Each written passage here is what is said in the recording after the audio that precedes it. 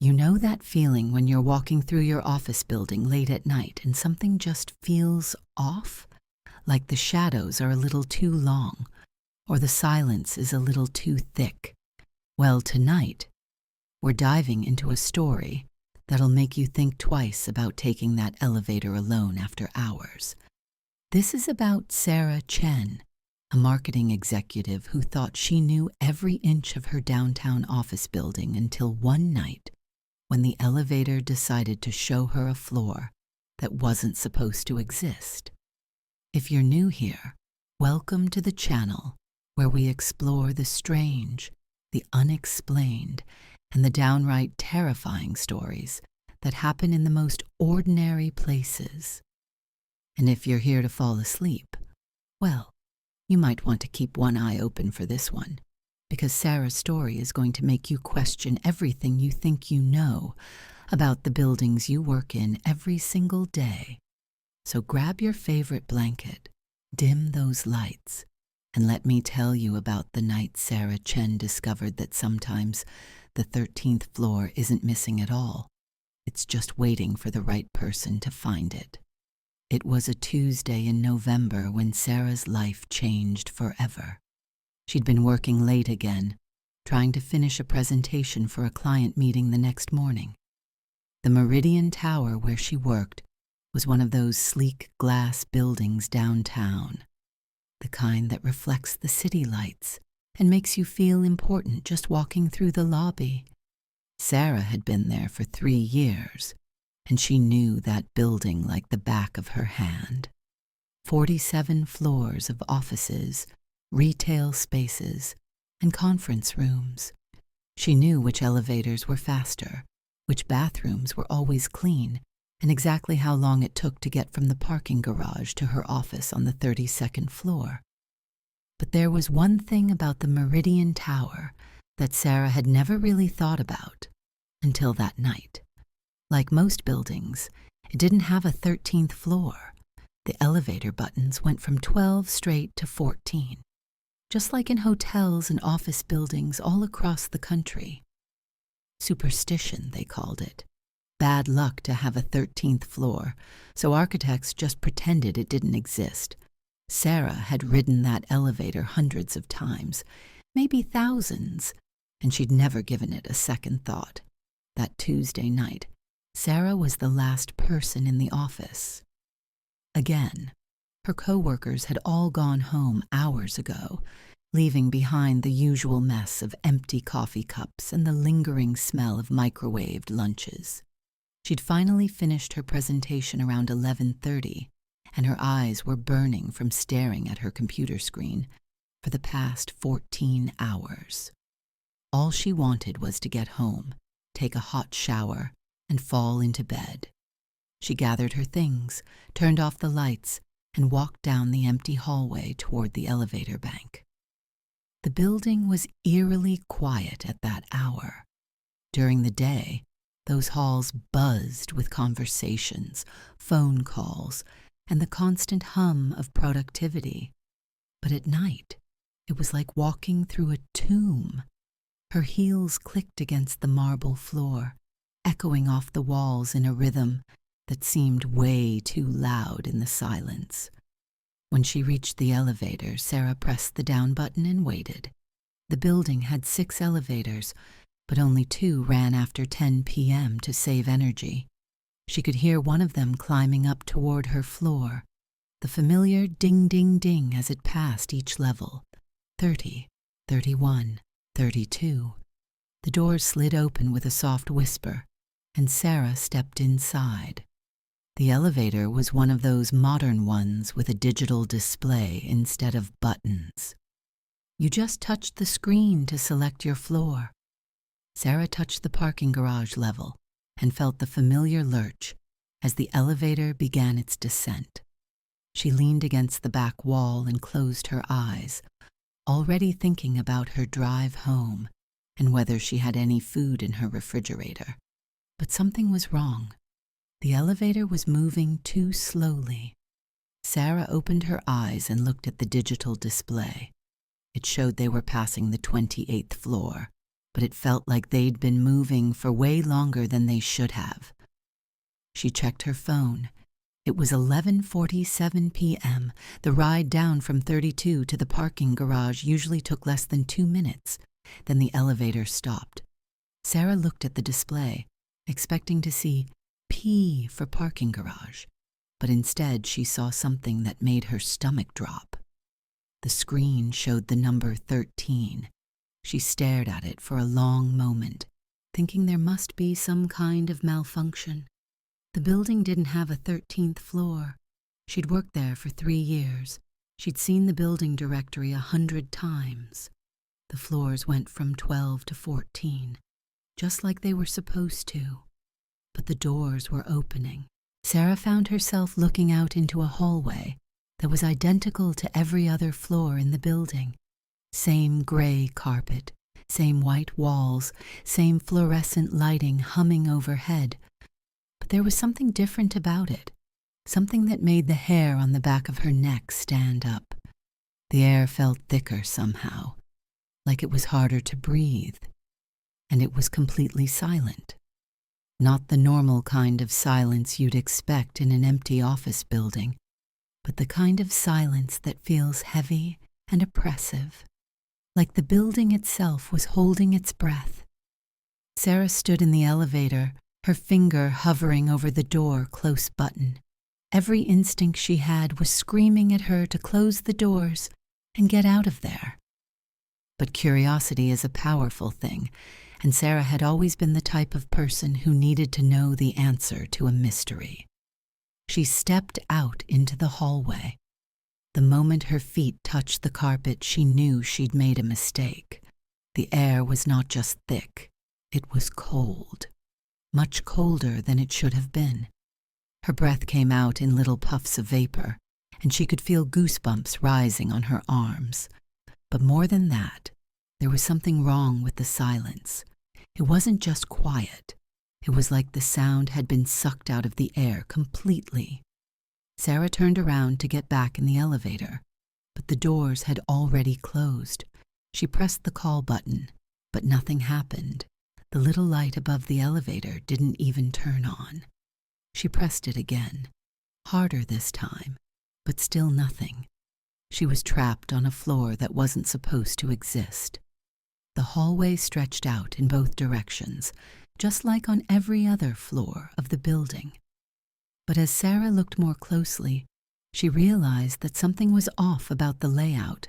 The doors to the offices were in the wrong places. On her floor, the 32nd, there were 12 offices arranged around the elevator bank. But here, there seemed to be more doors, and they were spaced differently. Some of them had numbers that didn't make sense, like 1347 and 1392. Others had no numbers at all.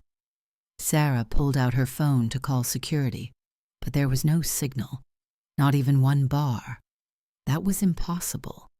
She'd never had trouble getting a signal in the building before, even in the basement parking garage.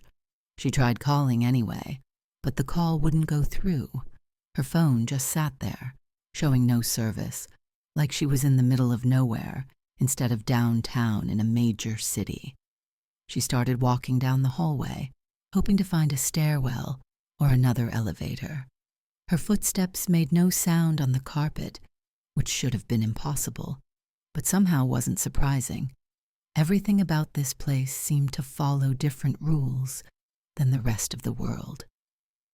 As she walked, Sarah noticed that some of the office doors were slightly ajar, revealing glimpses of darkened rooms beyond. She wanted to look inside, but something told her that would be a very bad idea. That's when she heard the typing. It was coming from one of the offices about halfway down the hall, a steady click, click, click that echoed in the oppressive silence. Sarah froze, her heart hammering against her ribs. Someone else was here. Someone was working in an office on a floor that didn't exist, at midnight on a Tuesday in November. She approached the door slowly, her legs feeling like they were made of lead. The nameplate beside the door was blank, just a clean rectangle of metal that reflected the fluorescent lights above. The typing continued, methodical and rhythmic, like whoever was inside had been at it for hours. Sarah peered through the crack in the door, and what she saw made her blood turn to ice. There was a woman sitting at a desk typing on an old-fashioned typewriter. Not a computer, not even an electric typewriter, but one of those heavy black manual ones that belonged in a museum. The woman was wearing a gray business suit that looked like it was from the 1950s, and her hair was styled in victory rolls that were decades out of fashion. But that wasn't the worst part. The worst part was that the woman had no face. Where her features should have been, there was just smooth skin, blank as a mannequin. But she kept typing, her fingers moving across the keys with practiced efficiency, even though she had no eyes to see what she was writing.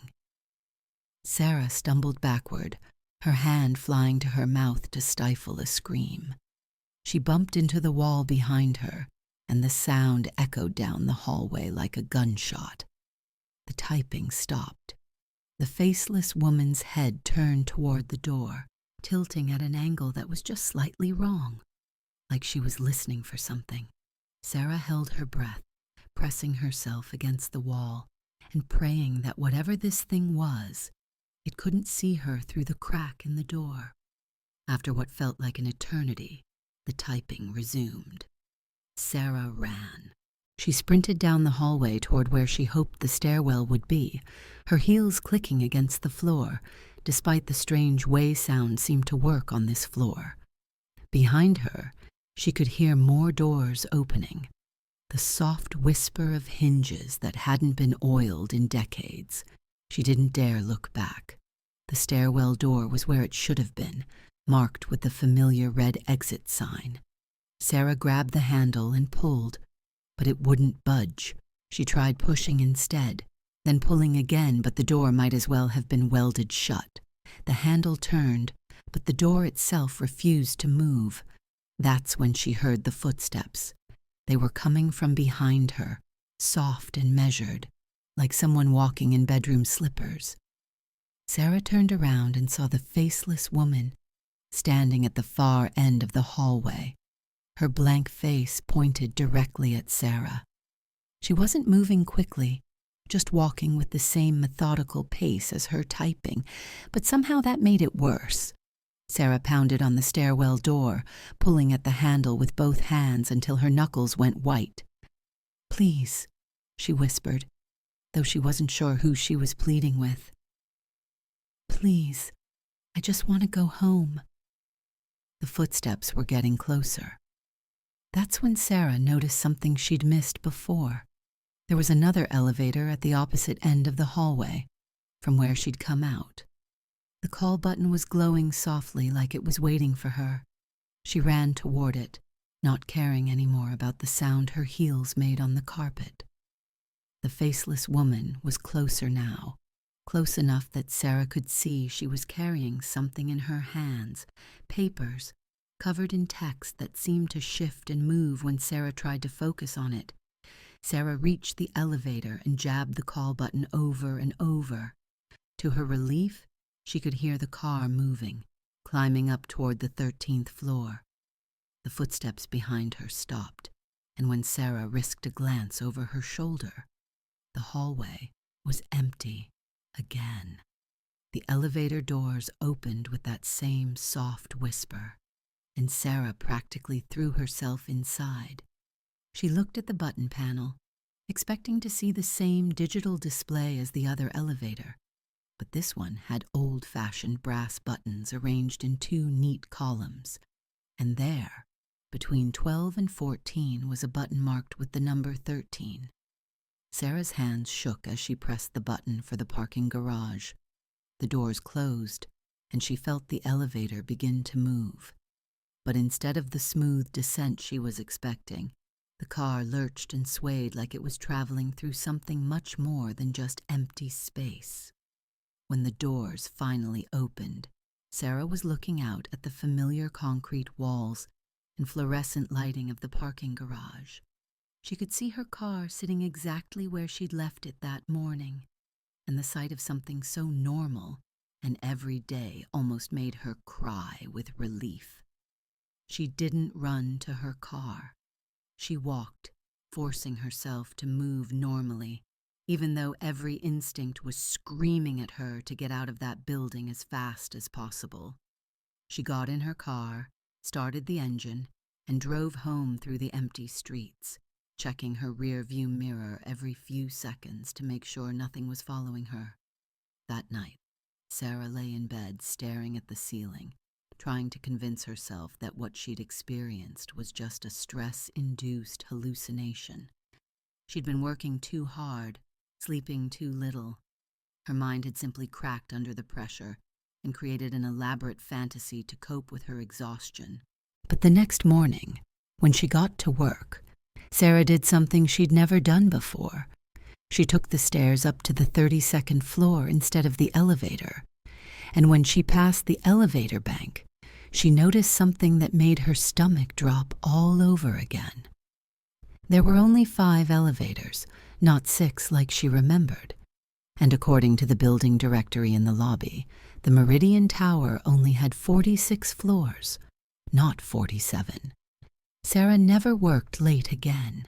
She was always out of the building by 6 p.m., no matter how much work she had left to do, and she never, ever took the elevator alone after dark, because sometimes, late at night, when the building was quiet and the shadows were long, she could swear she heard the faint sound of typing coming from somewhere above her head, echoing through the walls like a ghost, trapped between floors.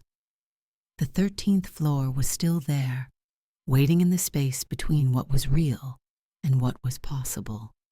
And Sarah knew that one night, when someone else was working too late and feeling too alone, those elevator doors would open again, and the faceless woman would look up from her typewriter, tilt her head at that impossible angle, and listen for the sound of footsteps in the hallway. Because some floors don't disappear just because we pretend they don't exist. They just wait, patient and silent, for the right person to find them. And now you know why Sarah Chen always takes the stairs. Sweet dreams.